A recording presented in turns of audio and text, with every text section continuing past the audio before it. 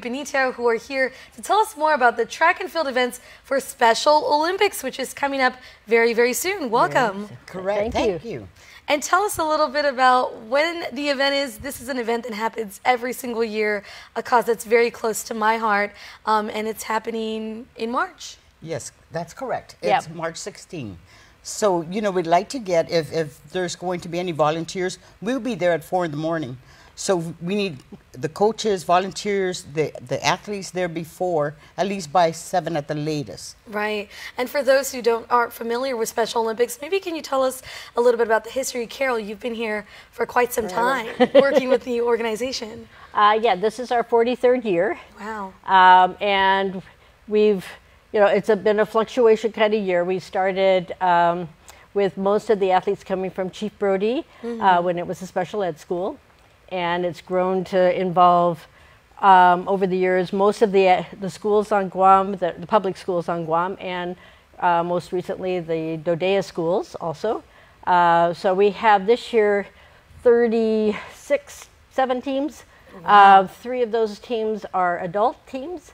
One is a community team, that's our Gatsun team. I like that.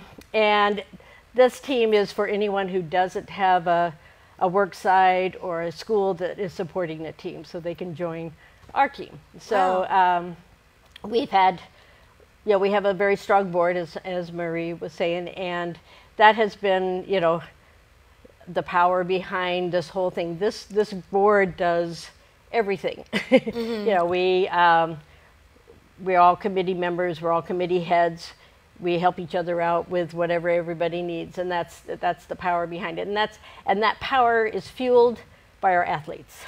Right. You know, that energy we were talking earlier, the energy that comes from them, the positive vibes that come from them. You know, we kind of bottle it and we give it out to our board members. No, we'd like to anyway. Oh. So that's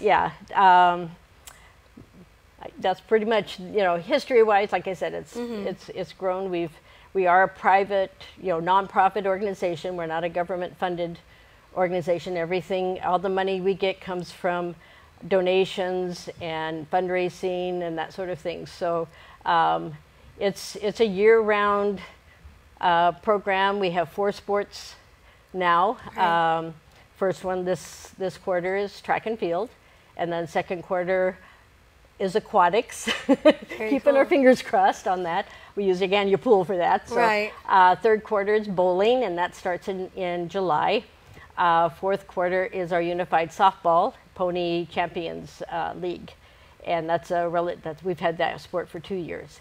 Right. So yeah, it's a busy year for all of us, and it's an exciting opportunity for our athletes, our local athletes, to be involved in sports and team activities and socialization and fitness. So, right, yeah. Definitely. Yeah. And the track and field is something that I've always been volunteering at since I was in high school. Tell us more about what makes this event so special for the kids. I know, Marie, you just joined on the board. Yes, I just joined the board, and you know, I've been a volunteer for the past few years, and I just recently retired, so I said, you know, I wanted to do more.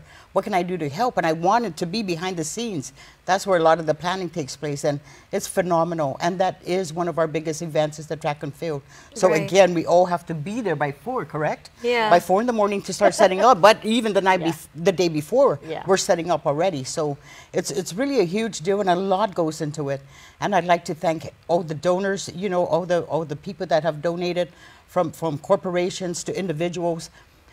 Throughout the years, they'll continue to donate and assist with this event. Right. So, you know, we'd like to inspire and ask people if they want to come out and get involved to volunteer. They could volunteer, they could be a coach, they could be an official. And you know, again, like I said, the board is really phenomenal, where they continue. Every year it gets better.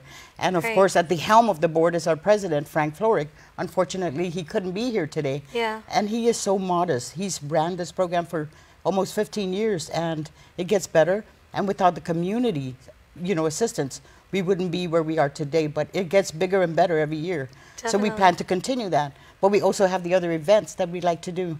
Right. So, and is there any new events or something that we can expect from this track and field Special Olympics? I know, will it still be at Ukadu High School? Is that correct? Still at Ukadu. Correct. Fortunately, we have developed a good relationship with the high school and with DOE, and allowing us to every year hold it there. It's the best venue for us because it's pretty much on one level, and so for accessibility and everything else, it's really it's an excellent venue for us. So yeah, we're very thankful for that. I'm very excited. So if we wanted to volunteer, we wanted to find out more, maybe even for the athletes, where can they go to find out more information?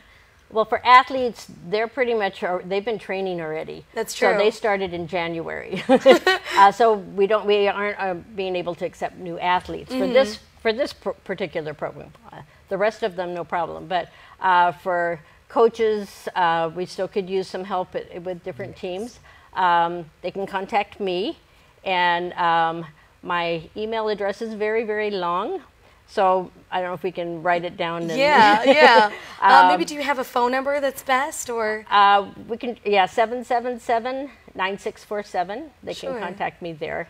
Or through our Facebook page. Oh. Our Facebook page, we keep updated with that too. Nice. Yeah. So we'll have all those updates there. Yeah. And I'm really looking forward to it in March. Great. It's going to be a great event. Thank you so much for joining us, ladies. No, thank you. So again, do not forget Special Olympics is coming up in March 16th. Keep it tuned when KUAM News Extra returns.